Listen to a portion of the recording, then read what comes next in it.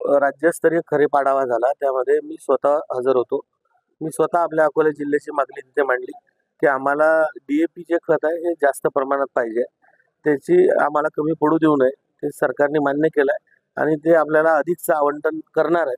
सोबतच जे लिंकिंगचा प्रश्न आहे, तर लिंकिंगच्या बाबतीत स्वतः मुख्यमंत्री, दोन्ही उपमुख्यमंत्र्यांनी आदेश दिलेले आहे की कोणतीही कंपनीचं जर लिंकिंग होत असेल तर अशा कंपनीवर तात्काळ FIR करायची.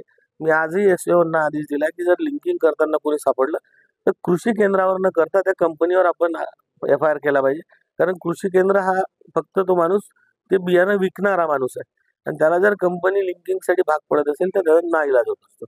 आणि तेव्हा मुख्यमंत्र्यांनी आदेश दिले की असा लिंकिंग होत असेल तर त्यावर तात्काळ FIR होईल. खरीप आढावा बैठक जी झाली त्याच्यात तुम्हाला जी आकडेवारी दिल्या गेली होती ती खोटी तुम्हाला आकडेवारी जिल्ह्यातली सध्याची परिस्थिती फार वेगळी आहे.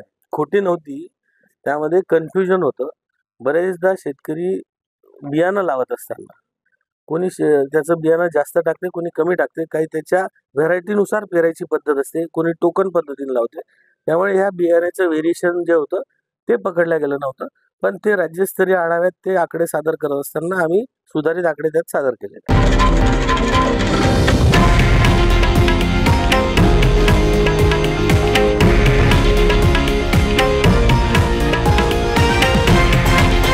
हे आहे देशातील नंबर 1 न्यूज नेटवर्क आणि आपण पाहत आहात TV9 मराठी, एकमेव.